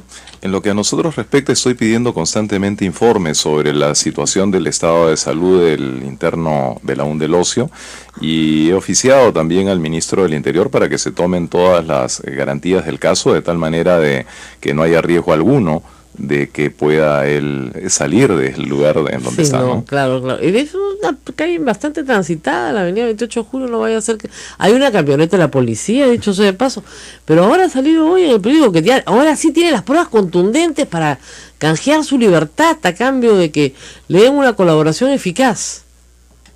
¿Sabe algo de eso? No más de lo que dicen los medios de comunicación, pero en todo caso es el Ministerio Público el que tendrá que resolver en relación a la calidad de la información que pueda tener. Sí, que con esa información creo que se tumba el gobierno, pero ya el gobierno se acabó, así que no creo que logre tumbar mucho, pero en fin. Además, esa misma amenaza, diríamos, sí se ha planteado desde hace mucho tiempo, ¿no? Tiene un año más o menos la amenaza, ya se tumban el gobierno, y ahí tiene documentos que se tumban el gobierno, y dice, pero ¿a qué hora lo van a tumbar? Todos estamos esperando que se lo tumbe. Bueno, ahora, no se tumbó el gobierno termina.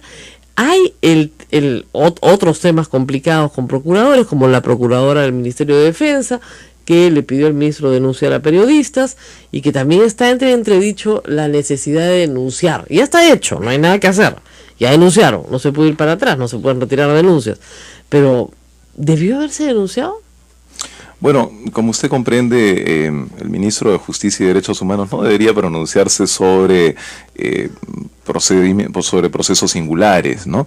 Yo lo que puedo decir de un modo general es que, por supuesto, soy solidario con el ministro de Defensa en el sentido de que creo que está siendo objeto de un linchamiento mediático que me parece un tanto desproporcionado, pero un tanto desproporcionado por las razones siguientes.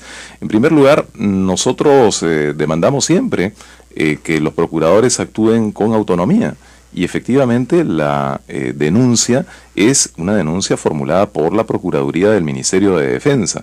Es verdad que el ministro ha respaldado esa denuncia, pero la actuación fundamental es la de la procuradora que formula la denuncia. Y lo que debería ventilarse en todo caso son los argumentos jurídicos de esta denuncia. Pero por otra parte también hay que tener muy claro que la procuradora no define absolutamente nada, ni el ministro de Defensa tampoco, sino que es el Ministerio Público el que pudo haber en su momento, en cuanto recibió la denuncia, pudo haberla archivado en el acto. De plano, claro. Así es, y no lo hizo, ¿no? Entiendo que está conduciendo el fiscal todos los procedimientos propios de la investigación preliminar, y determinará el fiscal si es que los elementos que encuentre dan lugar a profundizar en las investigaciones o no. Vivimos en un Estado de Derecho, y en el marco de un Estado de Derecho, cada uno de los funcionarios que participan del sistema de administración de justicia asumen sus responsabilidades. Claro, ministro, pero eso lo entiende usted y yo, que hemos estudiado Derecho, pero la gran mayoría de la gente, y yo me doy cuenta de eso constantemente, entre ellos mis colegas periodistas, excepto Ismael Soto, que ha sido ya educado por mí, no entienden nada de derecho. Entonces, usted habrá leído la cantidad de editoriales pidiéndole al Estado que retire la denuncia, claro, lo cual es un disparate jurídico. Claro, eso cabe pues en el ámbito civil, pero no en el ámbito penal. El otro era La Verdad, me parece. El radio periódico, ¿no? La Verdad. Así es, y ambos programas, por supuesto, fueron los únicos que se mantuvieron el 5, el 6, el 7 de abril al aire, entrevistando a los políticos de oposición al golpe de Estado y enfrentando lo que se anticipaba ya como una dictadura. Pero qué interesante, ¿no? Porque la misma historia me han contado muchas personas que vinieron acá en el verano del año 2000, cuando no había dónde transmitir, ¿no es cierto? Porque la televisión estaba tomada por Vladimiro Montesinos. Entonces esta radio se convirtió en la radio desde la que se organiza la Marcha de los Cuatro Subidos. Entonces siempre ha sido una radio silenciosamente combativa. Sí, es verdad, como se ha dicho muchas veces desde la Iglesia, ha cumplido el propósito de dar voz a los que no tienen voz. Claro, pero de una manera tal que nadie la encontraba, ¿no? Nadie sabía desde dónde se transmitía esto. Bueno, hace poco estuvo acá el director de radio, de nuestra radio en Chimbote, Radio Santo Domingo. Santo Domingo. Bueno, nos contó que en los 70s, también desde acá, hicieron algunas cosas contra la dictadura militar. Claro, te refieres al padre Héctor, que ahora está en San Martín, pero sí, estuvo en Santo Domingo, efectivamente. Claro, que estuvo acá, y él era muy joven, dijo, no, hicimos una pequeña travesura, dijimos que Cristo estaba en el frontón, ¿no? Entonces, porque habían metido a algunos políticos presos al frontón. Bueno, la cosa terminó mal, pero simplemente fue una reprimenda, le dijeron que bajaran el tono, ¿no? Pero sí, finalmente el programa se emitió. Y lo que ha pasado muchas veces en esta radio es eso, ¿no? Por lo menos yo soy nueva, acá tengo apenas 3 meses, ¿no? Sí, desde marzo. Marzo, abril, mayo, junio, julio, y qué bárbaro, ya son más meses. Y me voy a quedar un tiempo más si es que el padre me permite seguir haciendo travesuras. Pero el valor de la radio ha sido muy importante en momentos muy difíciles. Y qué bueno que haya sido parte de eso. No, y en aquel entonces, además en los años 80, y no dudo que ahora también, muy vinculada a muchas iniciativas populares, a comedores, en fin, a grupos barriales, a grupos católicos de las diferentes diócesis, en fin, yo creo que es una radio de una enorme valía. Y qué bueno que se mantenga en esas mismas posiciones. Aquí estamos luchando cada día. Bueno, ministro, usted llegó en circunstancias difíciles. Su antecesor tuvo que irse finalmente porque lo iban a censurar. Un enfrentamiento bárbaro, la verdad, con la procuradora Julia Príncipe, una persona muy querida, usted la conoce, muy además audaz, muy firme en su lucha contra la corrupción. Perdieron todo, creo que perdió ella, perdió el Estado, perdió todo por un enfrentamiento, creo yo, que no tenía mucho sentido.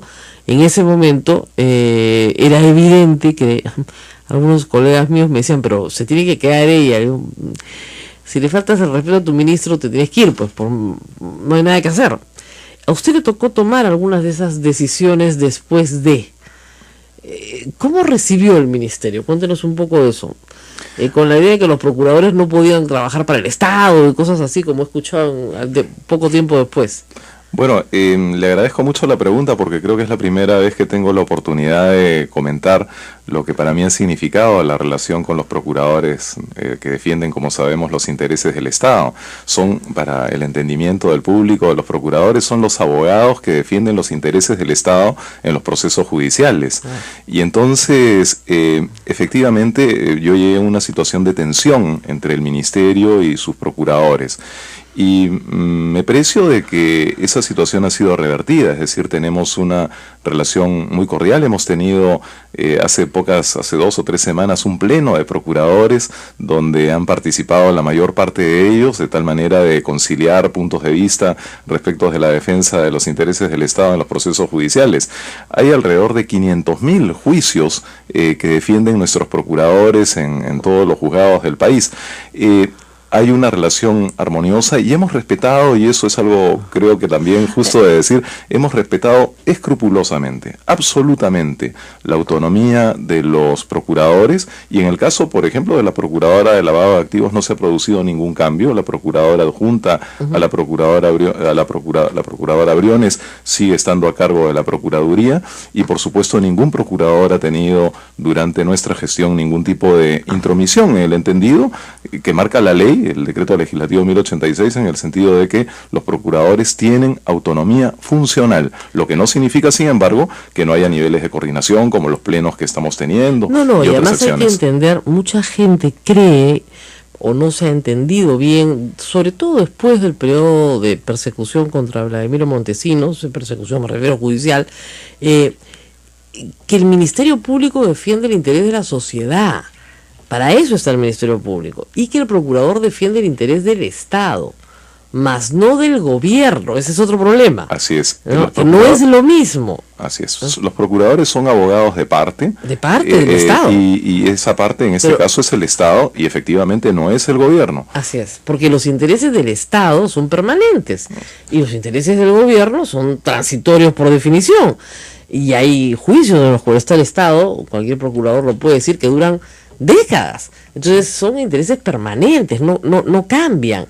El problema es, lo que dicen los procuradores, es cuando el gobierno se mete, ¿no es cierto?, a meter mano en la actividad de los procuradores. Así es, y efectivamente esta autonomía funcional de los procuradores no debiera depender de la voluntad o de la actitud del ministro de Justicia y Derechos Humanos de turno. Porque más cambia más rápido que el gobierno. Así incluso. es, fíjese que yo soy el ministro 229 en 190 años. Qué bárbaro. Es decir, el promedio, desde siempre parece ser que el Ministerio de Justicia ha sido poco estable, alrededor de 10 meses de gestión por ministro, ¿no? Pero lo que quería decir es que para garantizar la autonomía de los procuradores necesitamos seguramente introducir algunos cambios. Por ejemplo, la necesidad de que las posiciones de procuradores sean ganadas por concurso público. Eso sería muy valioso. Por ejemplo. Por otro lado, fortalecer el Consejo de Defensa Jurídica del Estado, que en este momento lo preside el ministro de Justicia, pero lo integran 2 funcionarios. Tal vez sería conveniente que fueran representantes de otros poderes públicos, de tal manera de darle cada vez una autonomía mayor. Pero mucho cuidado con confundir la función propia de los abogados del Estado con la del Ministerio Público, como usted bien lo ha señalado. Que se confunde todo el tiempo. Y la otra cosa que hay que decir es que por más autonomía funcional que tengas en tu trabajo, ¿no es cierto?, el procurador responde a, también, reitero, los intereses del Estado. El procurador no puede decir, no, yo no denuncio. Ahora, alguien tiene que supervisar naturalmente. Claro, tiene que denunciar, porque si no denuncia, ¿para qué está? Y alguien tiene que supervisar también su tarea, y para eso está el Consejo de Defensa Jurídica del Estado, para eso existe también un tribunal de sanción al interior del sistema de defensa del Estado. Pero lo que hay que garantizar es que es...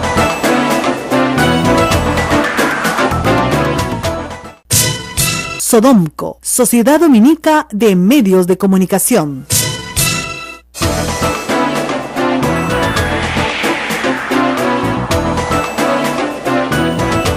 Esto es A Pensar Más con Rosa María Palacios a través de las emisoras que integran la Sociedad Dominica de Medios de Comunicación, Sodomco. Bueno, y estamos con el ministro de Justicia, hemos repasado algunos de los sectores de su sector, porque tiene muchos. La gente piensa que el ministro de Justicia es el presidente del Poder Judicial. No, señora, no tiene nada que ver con los juicios que usted tiene. Usted no llama al ministro de Justicia para que vote a su inquilino. No tiene nada que ver. Es el que maneja justamente la relación del Ejecutivo con el Poder Judicial, además de ser el asesor legal del presidente de la República. Vaya trabajo, vaya trabajo. Pero en fin, de eso lo vamos a dejar para el final. Penales. La situación en penales no mejora porque el crecimiento de la población penitenciaria más bien crece a toda velocidad debido a un fenómeno que creo que es importante, ustedes lo han analizado, que es el del populismo penal. La gente desesperada por razones de inseguridad dicen más penas, más penas, más penas. Entonces ahora, por faltarle el respeto a un policía, que está muy mal, ¿no es cierto?, hay una señora que le han dado una condena en flagrancia en 24 horas de 8 años, ¿no? Y por matar, ¿no es cierto?, un homicidio culposo, te pueden dar 4 suspendidas. Nadie entiende nada, ¿no? La proporcionalidad, la forma en la que se han establecido las leyes en el Perú, que van respondiendo a, ¿no es cierto?, a exabruptos populares, nos ha conducido a este caos, ¿no? Pero que al final repercute sobre la propia sociedad, porque eso incrementa la percepción de que la justicia está al revés y que las cosas no están funcionando bien, ¿no? Y por otro lado, que las cárceles están que revientan de gente, la gente no lo entiende. Entonces me dicen, no, más gente en las cárceles. ¿A dónde? Si ya no hay a dónde meter más. Sí, las cárceles viven una situación de emergencia humanitaria. Esa es la pura verdad. Bueno. En el 2011 habían 50.000 presos en las cárceles del Perú. Hoy ya hay más de 79.000 presos. Es decir, en menos de 5 años la población penal se ha incrementado en casi un 60%. Claro. Eso es absolutamente insostenible. Ahora, es verdad que el señor Alan García desarrolló un método, ¿no?, que era bien interesante, ¿no? Usted agarraba del universo total de condenados, ¿no?, y le conmutaba la pena al 30%. Listo, plan de desturización de la cárcel. No, ¿verdad? Porque eso fue lo que hizo. De los 15.000 condenados que existían en el momento en que, en el proceso, digamos, de indultar y de conmutar, él le cambia la pena a 15.000, perdón, de 15.000 a 5.000 personas. Sí. Ahora, nosotros... Ustedes no han aplicado ese método. No, de ninguna manera. Lo que estamos haciendo, creo, es un esfuerzo mucho más serio, y un esfuerzo además que no es solamente del gobierno, sino que yo diría que es de Estado. Me explico. A ver, nosotros hemos aprobado en el Consejo Nacional de Política Criminal, que que preside el ministro de Justicia, pero que integra el presidente de la Corte Suprema, el fiscal de la Nación, el defensor del pueblo, representante del alcalde de Lima, representantes de la academia, etcétera. Entonces, ¿qué cosa se ha decidido en este Consejo Nacional de Política Criminal? Se ha aprobado una política nacional penitenciaria que a su vez ha sido aprobada también ya por Consejo de Ministros la semana pasada y que presumo en los próximos días debe publicarse. Ahora, ¿por qué una política nacional penitenciaria cuando ya está por terminar el gobierno? Primero porque no es un tema de gobierno, sino que es un tema de Estado. Y así fuera de gobierno, el gobierno tiene que gobernar hasta el último día. Claro. ¿Cómo enfrentar el tema penitenciario? Es que hay que enfrentarlo desde varias aristas. Ya el problema nos ha desbordado como sector justicia. No podemos manejarlo únicamente como sector justicia. Hay que determinar en primer lugar las responsabilidades de el Ministerio Público y del Poder Judicial también, que son quienes determinan quiénes ingresan a la cárcel y por cuánto tiempo. Que además ahí tenemos un problema gravísimo, de repente el ministro lo sabe mejor que yo, pues me lo han explicado tantas veces. Hay un porcentaje, algo así como el 10% de los que ingresan a la cárcel, ingresan por menos de un año. Así es. Es decir, nunca debieron haber entrado. Ahí nomás ya le bajé casi 8.000 personas a la cárcel. Nunca debieron haber entrado. Eso es increíble. Entonces, si tú vas a entrar por menos de un año a purgar condena, es que nunca debiste haber entrado. Así es. Esta política nacional penitenciaria, uno de sus ejes tiene que ver precisamente con la determinación de quienes ingresan a los penales. De tal manera que no vayan pues personas que objetivamente no deberían estar en la cárcel. Por otro lado, también hay que revisar el tema de los beneficios penitenciarios, de modo tal que no hayan personas que ya no representan ningún riesgo para la sociedad, sea por su edad avanzada, por problemas de salud, en fin, y que sin embargo tienen que cumplir hasta el último día en el penal. Bueno, que tenemos ahí otro problema. Acuérdese usted que este Congreso, también por populismo penal, eliminó todos los beneficios penitenciarios para una gama importante de delitos, con lo cual cualquier día tienen un motín. ¿Por qué? Porque la paz social que logras en una cárcel, la logras en la medida en que hay un incentivo. Si me porto bien, por supuesto, por lo menos, bueno, me gano mi salida un poquito antes. Pero si no tengo ningún incentivo, si da lo mismo matar, robar, violar dentro de la cárcel o no hacerlo. Esto también podría entrar dentro de lo que significa reformar a la persona. Claro. Para que se reintegre a la sociedad. Si el incentivo es exactamente el mismo, ¿qué voy a hacer? ¿Me voy a portar pésimo, pues? Sí. Yo tengo mucha confianza en que esta política nacional penitenciaria, en la medida en que sea asumida por todos los actores que componen el sistema, podría ser muy eficiente para revertir esta situación. Pero eso no significa tampoco que el Ministerio de Justicia y el Instituto Nacional Penitenciario no asuman las responsabilidades que les toca. Y una que le toca y que es fundamental tiene que ver con el hacinamiento y con la forma de revertir esto a través de las ampliaciones y remodelaciones. Fíjese, tenemos en este momento un déficit de unidades de albergue de alrededor de 44.000 puestos en los penales. Construir cárceles para 44.000 internos cuesta entre 5.000 y 6.000 millones de soles, en un presupuesto de 138.000 millones de soles. Eso es absolutamente inviable desde el punto de vista presupuestal. Pero lo que sí es viable es ampliar y remodelar penales. En este momento tenemos 17 penales en el país que tienen más de 10 hectáreas cada uno y donde es perfectamente posible hacer cuadras, de tal manera de incrementar literas. Con eso, solo con eso, humanizamos de modo sustancial la convivencia en los penales del país. Y el tema de sacar también otro porcentaje a su casa con arresto domiciliario es también un tema que está en marcha.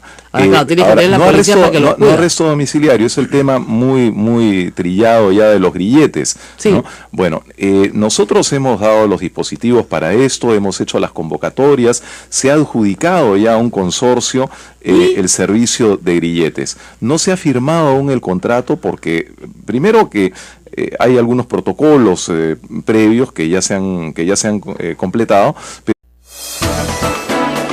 La Sociedad Dominica de Medios de Comunicación, Sodomco, presenta A Pensar Más con Rosa María Palacios.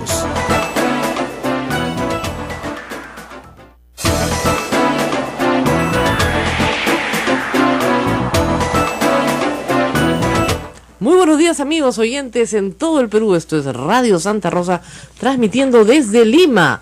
¿Qué sucede? ¿Qué acontece? ¿Qué predicamento tenemos en la recepción de nuestra radio? Ha llegado el ministro de Justicia, va a estar en unos minutos con nosotros, el ministro Aldo Vázquez Ríos, para hacer un balance de su gestión. Ismael, ¿cómo estás? Muy bien, feliz, estamos en una nueva edición de programa. Está seguro, él estaba afuera, estábamos medio preocupados. ¿Qué pasa? Sí. Nunca había tanta gente acá. Hay alboroto en en los estudios. El alboroto en los estudios. No, pero no pasa nada. No. Todos tranquilos mientras llega el ministro de Justicia a contarles, varias cosas. El señor Zavala, presidente del Consejo de Ministros, ¿cómo se dice? Inspectore, todavía no lo han juramentado, pues ha dado una ronda de entrevistas ayer a varios medios y ya comenzaron pues las pullas, ¿no? Pero ha comenzado a despejar dudas, que es lo importante también, ¿no? Bueno, sí, pero tú sabes que la oposición pues nunca falta, pues, Sí, ¿no? pues. Víctor Andrés García Belaúnde le ha dicho que no sabe nada de competitividad política porque ha trabajado para un monopolio. Bueno, ya sí, pues ya quisiera Vitocho haber tenido pues la presidencia del grupo Bacus, ¿no? Alguna vez para... ¿Ya has visto cómo lo han despedido en Bacus? ¿Cómo le han agradecido, digamos, la función que ha tenido allí? Ayer, en una reunión que ha tenido con los trabajadores de Bacus. Bueno, es que si tu jefe se va de primer ministro, Sí. como que le agradeces, ¿no? Pero de todas maneras, también hay noticias en el mundo de la oposición. Parece ser que los entendidos dicen que Luz Salgado sería la presidenta del Congreso. Ojalá. Yo creo que esto es, como dicen en inglés, wishful thinking, o sea, la idea, el deseo de algo que quieres que pase, pero que probablemente no sea lo que pase. Luz Salgado ha tenido la habilidad de no trompearse con nadie casi, ¿no? O sea, por lo menos cuando me ha buscado bronca, yo no le he dejado bronquearse y ella se ha dado cuenta que mejor no nos bronquemos. Habiendo sido el líder sindical en la agraria, pues ha tenido esa actividad política, ¿no es cierto?, de siempre estar en el lugar correcto, en el momento correcto para poder dar esta digamos, posición un poquito más abierta, ¿no?, que la mayoría de sus colegas parlamentarios públicos. Hay que decirlo porque en la bancada fujimorista actual y en la que viene, yo les comienzo a leer nombres, a ustedes hacemos un concurso y ustedes no tienen la posibilidad de identificar cara, ¿no es cierto?, con nombre. Salimos ahorita a la lluviosa Lima y muchísimas personas de esa bancada simplemente no han abierto la boca en 5 años. Te enteras de su existencia porque algo pasó. Y lo mismo va a pasar con una bancada de 73. Pero digamos, de los rostros visibles, de los rostros mediáticos del fujimorismo, Luz Salgado, que ha estado con nosotros durante su campaña, ha sido uno de los rostros sensatos y una de las pocas, digamos, que se libró de la purga que organizó Keiko Fujimori para desalbertizar el fujimorismo. Parece ser que no le cae mal a Ana Vega, claro, que es la asesora de Keiko Fujimori, que dijo chao Marta Chávez, chao Luisa Cuculiza, ¿no? O sea, con eso y todo. Así que parece ser, parece, porque eso no se sabrá hasta que los 73 congresistas del fujimorismo lo decían, es decir, hasta que Keiko Fujimori lo decida, parece que será la próxima presidenta del Congreso. Hay que añadir paréntesis, yo venía escuchando esto temprano, pues nos están escuchando a esta hora también, es que ha habido un choque muy grande esta mañana en la avenida Argentina, a la altura de la avenida Los Insurgentes, esto es muy cerca de Salud, en el cual 2 camiones con containers, los dos, se han estampado, bueno, más o menos uno contra el otro, y al caer los containers, al caer sobre la pista, digamos, sobre la avenida Argentina, bueno, simplemente no hay avenida Argentina, usted imaginará un container de costado, sí, chao avenida Argentina.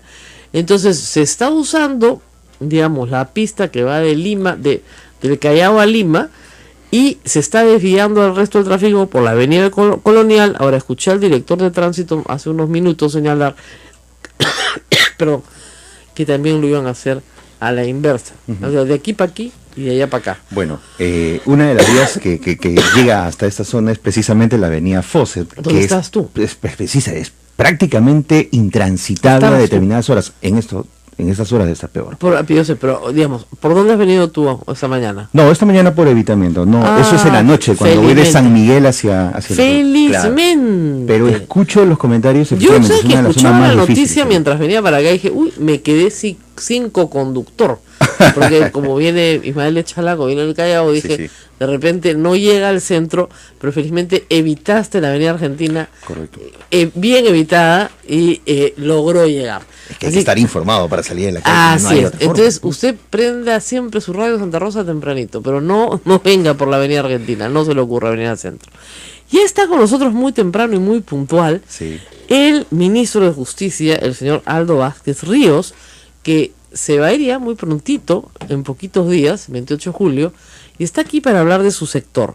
Muchas gracias por estar con nosotros, bienvenido, ministro. No, encantado, un privilegio estar con ustedes y además con especial satisfacción porque yo he tenido un programa de radio en esta emisora a mediados de los años 80, de modo que muy contento y además con el gran respeto y afecto que les tengo a ustedes. Eso nos contaron anoche. Nuestro productor general nos dijo, el ministro por si acaso ha sido de la casa. ¿Y de qué se trataba el programa de radio?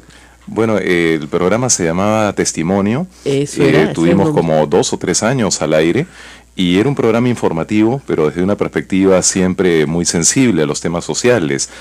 Un programa, diríamos, de inspiración social cristiana. Ya, y era digamos, de pastoral o política. No, era un programa informativo que abordaba todos los temas de la vida pública de aquellos años, claro que sí. O sea que usted siempre estuvo, y esos años fueron terribles, porque usted estuvo entonces transmitiendo en plena época del gobierno de Alan García. Sí, y le cuento además ¡Qué terrible! Y le cuento además una anécdota que es parte de la historia, de esta emisora. El 5 de abril del año 92 teníamos también el programa porque se suspendió por algunos años pero retornó. Y el 5 de abril del año 92, como recordaremos, todas las radios fueron intervenidas. Claro. Pero esta no, porque como sabemos está instalada al interior de un convento. Claro. Y esta radio tenía 2 programas informativos, uno era Testimonio y en el ámbito penal el titular del editorial del Comercio de la República, digamos de colegas que conozco, amigos muy que retire la denuncia. ¿Y eso cómo se hace? Nunca he visto. Ahora, ciertamente se trata de una materia controvertida, de un tema discutible, que tiene un conjunto de aristas sobre las cuales no me toca a mí pronunciarme, sino le toca ahora al Ministerio Público. Ojalá que lo archive, ciertamente, eso estamos todos de acuerdo. Y por cierto, que claro, un análisis de situaciones semejantes a la luz de la doctrina y de la jurisprudencia internacional nos lleva frecuentemente a la conclusión que la tendencia universal es efectivamente al predominio de las libertades de información y de expresión sobre sus límites frecuentes, que son la intimidad, el honor, el secreto de Estado. De modo que... Pero tenemos límites, ¿no? Mucha gente me dice, ¿ustedes creen que no tienen límites? Por supuesto que tenemos límites, claro que tenemos límites. Y todos estamos obligados a respetar el ordenamiento legal, y en eso no hay excepciones. Así es. Y, bueno, la tesis del Ministerio de Defensa es que se ha puesto en peligro la vida de sus colaboradores. La tesis del programa de televisión es que tales colaboradores no existen. Y lo que está verificando el Ministerio Público es la existencia o no de los colaboradores, que hasta el momento entendemos hay algunos que sí existen. Entonces, no sé cómo se va a resolver eso, la verdad. Espero que para bien de las periodistas se resuelva de la mejor manera y se archive, pero si los colaboradores fantasmas sí existen, entonces sí ha habido un riesgo. ¿Usted qué piensa de eso? Bueno, a partir de los trascendidos, porque tampoco no tengo acceso a esa información ni al expediente, efectivamente parecería que se ha puesto en riesgo la estrategia de captación de informantes. Está claro pues que en el BRAEM esos informantes no pueden pues dar cuenta públicamente de que tienen la condición de tales. No, ni hablar, lo matan, evidentemente. Bueno, vamos a dejar a los procuradores tranquilos y vamos a los otros temas que tiene que ver el Ministerio de Justicia, que son muchísimos. Uno de ellos, que es pesado, ¿no es cierto?, es el que tiene que ver con derechos humanos. Correcto. No me cambien de radio, por favor. Dicen que cada vez que alguien dice derechos humanos, la gente cambia de radio, ¿no? Pero es Ministro de Justicia y Derechos Humanos. Y son derechos que nos atañen absolutamente a todos los oyentes. Sí, había gente que llamaba antes a otra radio en la que trabajaba y decía, porque usted defiende los derechos humanos. Ah, bueno, si usted quiere renunciar a los suyos, vaya usted y renuncie, no sé dónde se hace ese trámite. Yo no voy a renunciar a los míos. yo quiero libertad de expresión, libertad de reunión, libertad de tránsito. No sé si usted no querrá eso. No, esos no son derechos humanos. Ah, caramba, no son derechos humanos. Mira tú, que todos los días se aprende algo. Pero el tema en materia de derechos humanos es que usted termina el mandato con una norma que le deja a su sucesor, que es muy difícil y muy cara de implementar, que es el tema de buscar a los desaparecidos de todo el conflicto armado interno. ¿Cuánto calculan ustedes que puede costar la aplicación de esa norma? Sí, yo quiero decir en primer lugar que estamos muy satisfechos de la promulgación que ha hecho hace un par de semanas, el presidente de la República de la ley de búsqueda de desaparecidos durante los años pues de conflicto en nuestro país. Hemos tenido precisamente el viernes último una reunión con el señor fiscal de la Nación, con el defensor del pueblo, con la representante de la Cruz Roja Internacional y con representantes de las organizaciones de familiares de desaparecidos para instalar una comisión consultiva que desarrolle el marco en el que debe realizarse esta búsqueda. Por cierto, esa tarea ya no nos corresponderá a nosotros. Obviamente. Estamos haciendo ahora una corrida para tener una idea de cuáles podrían ser los costos aproximados de este esfuerzo. Nosotros tenemos siempre saldos de balance, sobre todo por la Superintendencia Nacional de Registros Públicos, que claro, es, diríamos, pues el pariente rico del sector, ¿no? Sí, entonces no logra ejecutar a veces todo su presupuesto y quedan algunos saldos de balance que pueden aplicarse a algunas otras actividades del sector. Confiamos que esos recursos puedan contribuir, pero por supuesto no serán tampoco suficientes, de modo tal que cada una de las instituciones que están comprometidas en esta tarea tendrán que pedir algunos créditos suplementarios probablemente. Pero ¿cuál es el plan? O sea, 5 años, 10 años, 15 años. Es evidente que hay gente que no la van a encontrar, eso está clarísimo, pero digamos, el plan más fuerte de búsqueda, ¿cuánto tiempo lo calculan? Sí. Bueno, la ley nos ha dado 90 días para poder hacer el plan de búsqueda. No, un plan sí, pero en ahora, ejecución... ahora, podemos, no tenemos en este momento un plazo porque hay que discutir justamente con los interesados. Recién el viernes hemos instalado este grupo de trabajo, pero por supuesto mi expectativa es que esta búsqueda pueda cumplirse en el lapso de un quinquenio. O sea, durante todo el gobierno próximo deberían poder resolverse todo esto. Es una tarea muy ardua, ¿no? Sí, son 15.000 personas. Se estima que son alrededor de 15.000 personas desaparecidas, no hay tampoco datos precisos. Fíjense ustedes que en más de 2 décadas apenas se han hallado entre 1.000 y 1.500 Claro, pero no es restos, porque no se sepa dónde están. Todo el mundo sabe dónde están. Los sitios de entierro determinados ya por la Comisión de la Verdad son más de 4.000. Es decir, sí, los sitios de entierro están. El problema es exhumar con un fiscal. Ese es el problema más grande. No hay fiscales suficientes. Entonces, esta norma agiliza la posibilidad de exhumar con la presencia de fiscal posterior. Entonces, esa es la gran diferencia. Así es, agiliza en la medida en que ya no depende de un proceso penal. Además, ya iniciado, que no tiene que haber un proceso penal iniciado, puede simplemente exhumar sin proceso. Y esa era la gran diferencia. Sí. Ahora, ¿por qué se demoraron tanto en promulgarla? Bueno, usted sabe que el Estado tiene siempre y el gobierno tiene siempre una serie de pasos previos que dar, hay opiniones de diferentes sectores. Sí, pero las Fuerzas Armadas estaban molestando. Pero lo verdaderamente relevante es que la ley está promulgada y que se ha cumplido con un compromiso humanitario. La verdad es que creo que en el gobierno nadie es insensible ante el drama personal y familiar de las personas que buscan a sus seres queridos. Para mí ha sido muy emotivo y siempre digo que el momento más significativo de mi gestión, y fíjese que he tenido la oportunidad de exponer en la Organización de Estados Americanos, en la Comisión Interamericana de Derechos Humanos o en el Palacio de las Naciones en Ginebra, pero para mí el momento más significativo de mi gestión ha sido la entrega de restos en la comunidad de Jano, a casi 4.000 metros de altura, en Ayacucho, a 3 horas de Huamanga.